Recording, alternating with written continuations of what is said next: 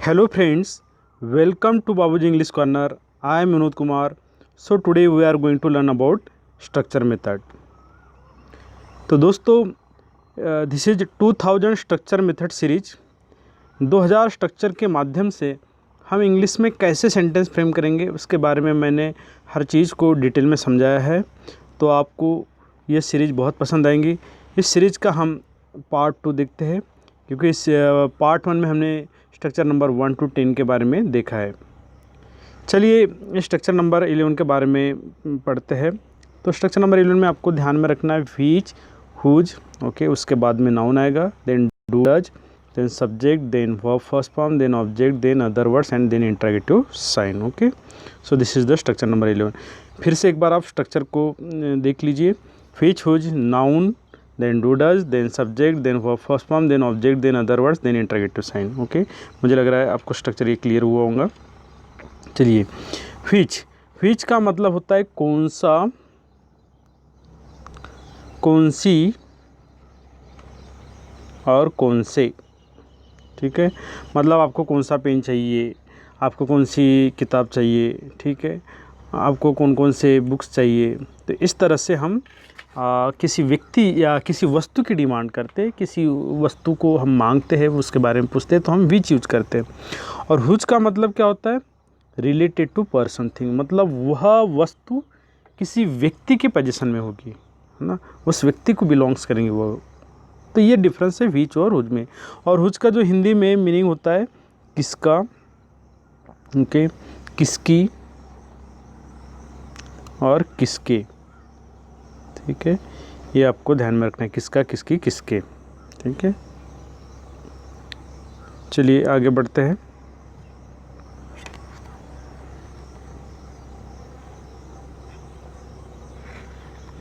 हम सेंटेंस देखते हैं, आप कौन सा कंप्यूटर खरीदते हैं, है ना। कौन सा कंप्यूटर मतलब हमने वस्तु के बारे में कहा है, इसलिए हमने व्हिच यूज किए। ठीक है, which computer do you purchase. ठीक है, और अकॉर्डिंग टू स्ट्रक्चर सबसे पहले हमने क्या यूज किए, व्हिच, उसके बाद में नाउन, यहाँ पे कंप्यूटर नाउन है, then do, then subject, then verb का फर्स्ट फॉर्म। अब सेकंड सेंटेंस देखते हैं, रमेश किसकी गाड़ी चलाता है, मतलब वो किसी वो व्यक्ति से बिलोंग है ना, किसकी गाड़ी। तो यहाँ पे हम whose vehicle does Ramesh drive, है ना। या सिंपली आप ये याद रख सकते हो, अगर हिंदी में अगर आपको याद रखना है तो हुज का मतलब होता है किसका, किसकी, किसके। व्हिच का मतलब होता है कौन सा, कौन सी, कौन से। अगर इतना भी याद आपने रख लिए तो आपके सेंटेंस बनते रहेंगे, है ना। दिलीप किसका शर्ट पहनता है, whose shirt does Dilip wear. आप कौन से स्कूल में पढ़ते हैं, in which school do you study. आपके पापा अभी कौन से ऑफिस में काम करते हैं, in which office does your father work in now. Okay, दूसरी बात ध्यान में रखिए कि देखिए आप हर सेंटेंस में ये जो वर्ब होता है, जैसे कि मैंने पहले वीडियो में भी बताया कि वर्ब हमेशा हिंदी में हमेशा सेंटेंस के लास्ट में आता है। जैसे खरीदते, चलाता है, पहनता है, पढ़ते, काम करते, मैंने जो अंडरलाइन किया हुई है ना। चलिए आगे का स्ट्रक्चर देखते हैं, आगे के सेंटेंस देखते हैं। गीता की माँ किसके घर काम करती है, तो फिर क्या होगा, at whose house does Geeta's mother work. देखिए दोस्तों, यहाँ पे मैंने जो ऐड प्रीपोजिशन ये बहुत वास्ट टॉपिक है। हम जैसे जैसे सेंटेंस पढ़ते रहेंगे उस सेंटेंस में भी मैं साथ साथ में आपको समझाते रहूँगा, है ना। तो ये प्रीपोजिशन को अगर आपको याद रखना है तो उसके कोई ऐसे फिक्स्ड रूल नहीं है, आपको बहुत बार सेंटेंस प्रैक्टिस से जल्दी समझ में आ जाएंगे। कुछ वीडियोज मैं इसके लिए अलग से मैं वीडियोज बनाऊँगा जिसमें कुछ रूल्स भी है, मैं उसके बारे में डिस्क्राइब करूँगा। चलिए आप इतना सिंपली यहाँ पे याद रखिए। ठीक है, आप किसकी कार भेजते हैं, तो whose car do you send. Deshkar sir किसके स्कूल में पढ़ाते हैं, तो whose school does Deshkar sir teach. चलिए, आप कौन सा ऐप इंस्टॉल करते हो, which app do you install. आप किसके घर यह सामान पहुँचाते हैं, तो to whose house do you deliver this item, है ना। सामान को पहुंचाने के लिए डिलीवर इस वर्ब का यूज करना है। आप किसकी कार भेजते हैं, whose car do you send. Okay,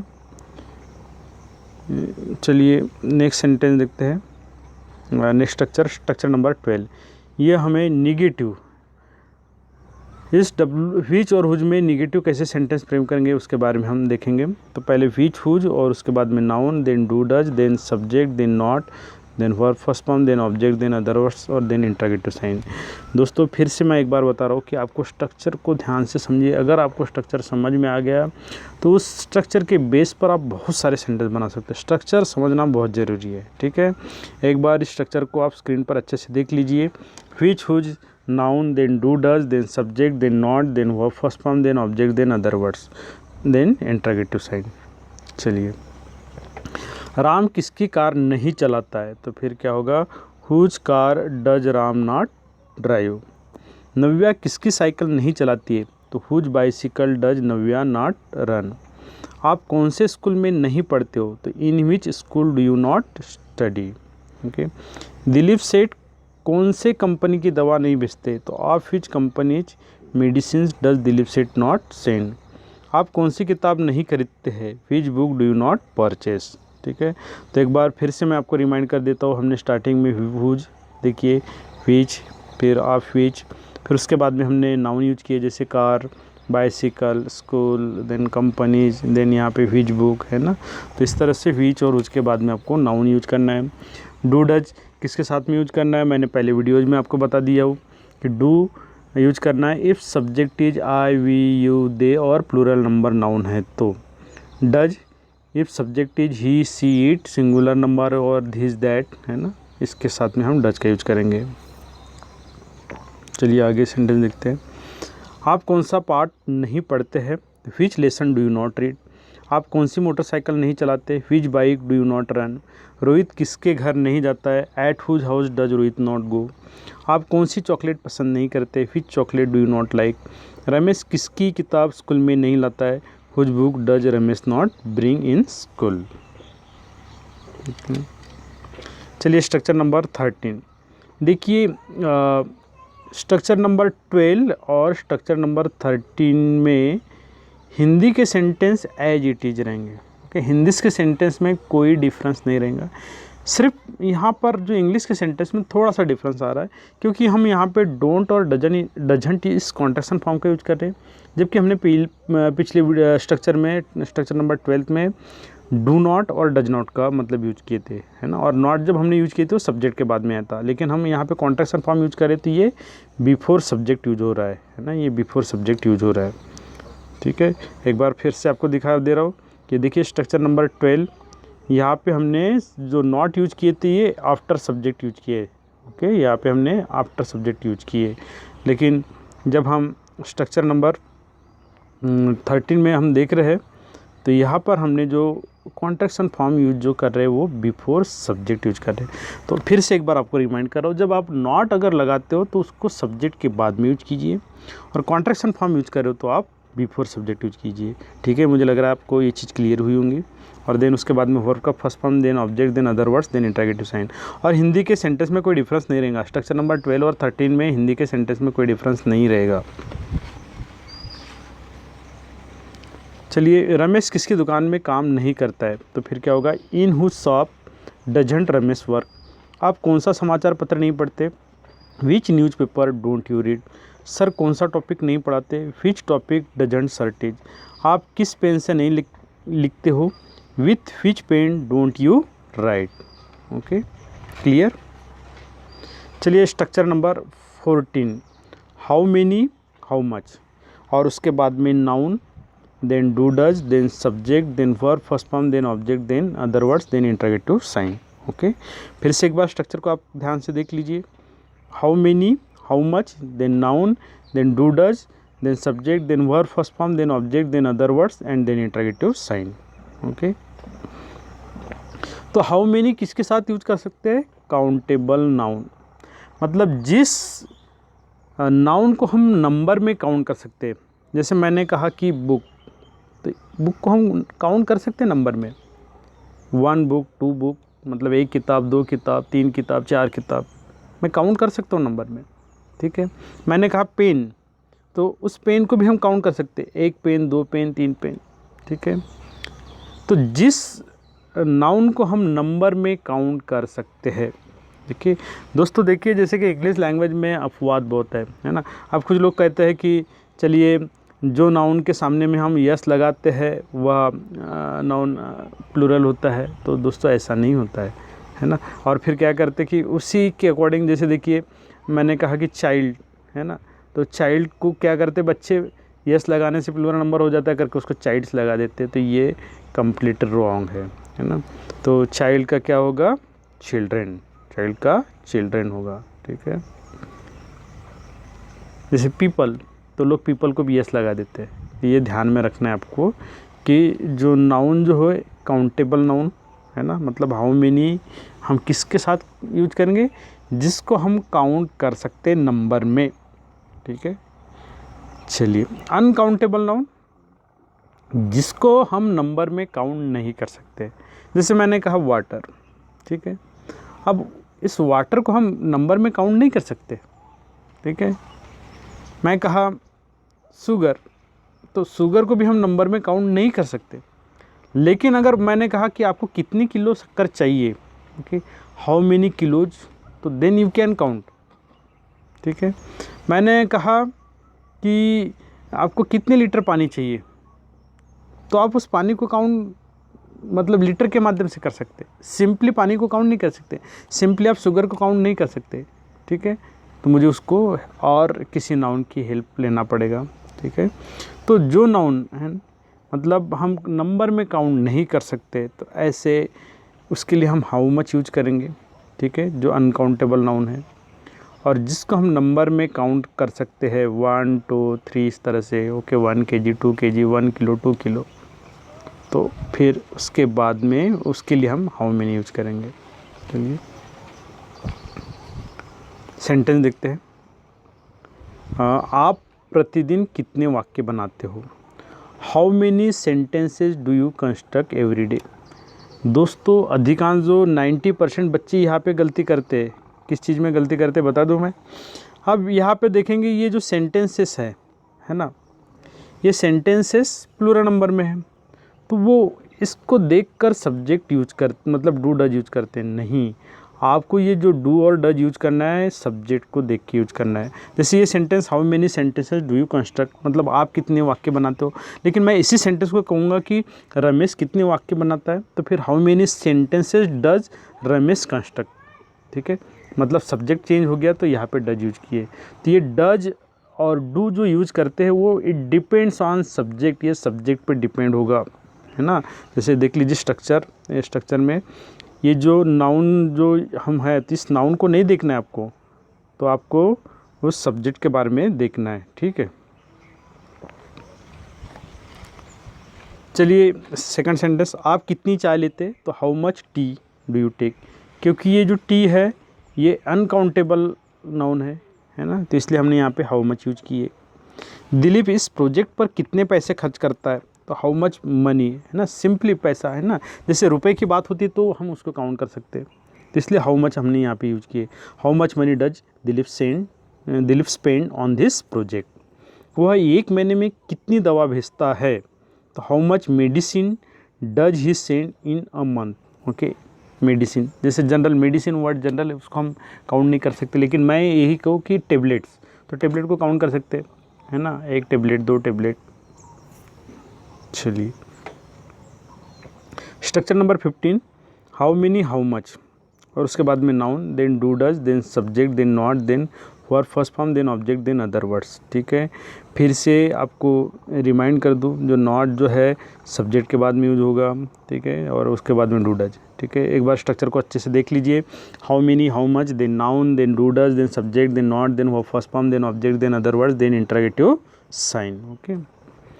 चलिए सेंटेंस देखते हैं, वह एक दिन में कितने घंटे काम नहीं करता है, हाउ मेनी आवर्स, ठीक है। और एक चीज़ आपको रिमाइंड कर दूँ, जब हाउ मेनी के सेंटेंस जब यूज करेंगे तो ये जो नाउन होगा वो नाउन हमेशा प्लूरल नंबर में होगा, ठीक है। ये हाउ मेनी के बाद में जब हम नाउन यूज करेंगे तो हमेशा प्लूरल नंबर नाउन में होगा, वो सिंगुलर नंबर नाउन नहीं होगा, ठीक है। हाउ मेनी आवर नहीं बोलेंगे, how many hours, okay, how many hours does he not work in a day. How many periods, how many period नहीं बोलेंगे, पीरियड्स, ओके, मतलब हाउ मेनी के बाद में जो नाउन यूज होगा हमेशा प्लूरल नंबर में होगा, ठीक है। तो how many hour does he not work in a day, Pandey sir एक दिन में कितनी पीरियड्स नहीं लेते हैं, तो how many periods does Pandey sir not take in a day. Okay. आप चाय में कितनी शक्कर नहीं लेते, तो how much sugar do you not take in a tea. आप कार में एक समय में कितना पेट्रोल नहीं भर पाते, तो how much petrol do you not fill in a car at a time. Okay. आप how much petrol do you not put in a car at a time, fill की जगह पुट, ये दोनों वर्ब यूज कर सकते हो, दोनों का मीनिंग एक ही है। यह गाय कितना दूध नहीं देती है, तो how much milk does this cow not give. Okay, तो मिल्क। अब देखिए, अब हाउ मेनी और हाउ मच के बारे में, ये शुगर यहाँ पे अनकाउंटेबल नाउन है इसलिए हाउ मच यूज किए, पेट्रोल यहाँ पे अनकाउंटेबल नाउन है इसलिए हमने हाउ मच यूज किए, मिल्क अनकाउंटेबल इसलिए हमने हाउ मच यूज किए। तो काउंटेबल और अनकाउंटेबल नाउन आपको थोड़ा सा समझना है। चलिए structure number 16, how many, how much, noun और डोंट डजंट। जैसे कि मैंने पहले भी कहा था कि जो निगेटिव सेंटेंस होते हैं हिंदी के वो एज इट इज होते हैं, लेकिन इंग्लिश में थोड़ा सा चेंजेस होता है। अगर हम नॉट अगर यूज करते हैं तो सब्जेक्ट के बाद में यूज होगा, और कॉन्ट्रैक्शन फॉर्म यूज करते तो बिफोर सब्जेक्ट यूज होगा। तो यहाँ पे भी हमने don't doesn't before subject use किए, देन वर्ब का first form, then object, then other word, then interrogative sign. चलिए, आप यह काम कितने दिनों में पूरा नहीं करते, तो in how many days don't you complete this task. वह इस मकान का निर्माण कितनी दिनों में पूरा नहीं करता है, तो in how many days doesn't he complete the construction of this house. Rohit एक समय में कितना दूध नहीं पीता है, तो how much milk doesn't Rohit drink eight one time. Sir एक ही टॉपिक को कितनी बार नहीं समझाते हैं, तो how many times doesn't sir explain the same topic. ठीक है, जैसे मैंने एक आपको रूल बताया था कि जब भी हाउ मेनी यूज होगा, ये जो नाउन होगा प्लूरल नंबर में होगा। देखा, हाउ मेनी डेज है ना, यहाँ पे भी हमने यूज किए। देन यहाँ पे हाउ मेनी टाइम्स, कितनी बार, है ना, इस तरह से।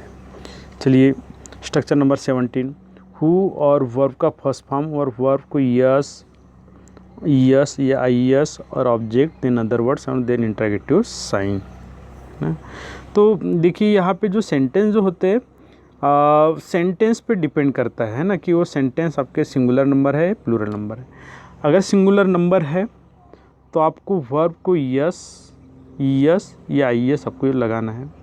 अगर आपका सेंटेंस प्लूरल फॉर्म में है तो आपको वर्ब का फर्स्ट फॉर्म यूज करना है। ठीक है, वंस अगेन अगर मैं आपको बता रहा हूँ, आपका अगर सेंटेंस प्लूरल नंबर फॉर्म में है तो फिर सिंपली वर्ब का फर्स्ट फॉर्म, और सिंगुलर नंबर में है तो वर्ब को आपको यस फिर या आई एस यूज करना है। ठीक है, क्लियर।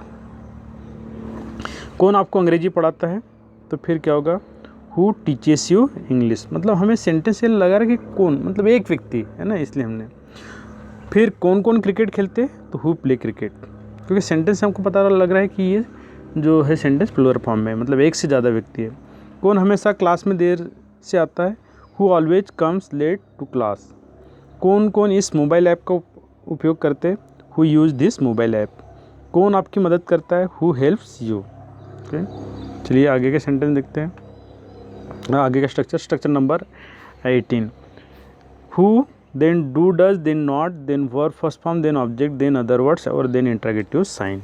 ठीक है, अगर हम इसके पॉजिटिव सेंटेंस बनाते हैं तो डू डज लगाने की आवश्यकता नहीं। कुछ सेंटेंस में भी है ना, ऐसा नहीं कि कुछ सेंटेंस में भी डू डज यूज होता है।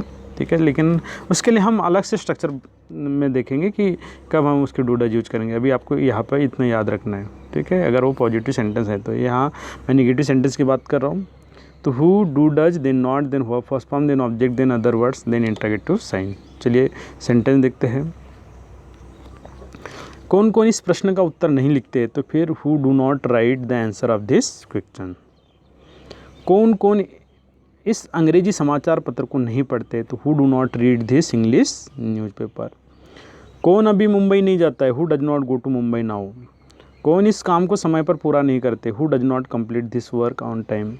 कौन इस गीत को सुनना नहीं चाहता है, who does not want to listen this song.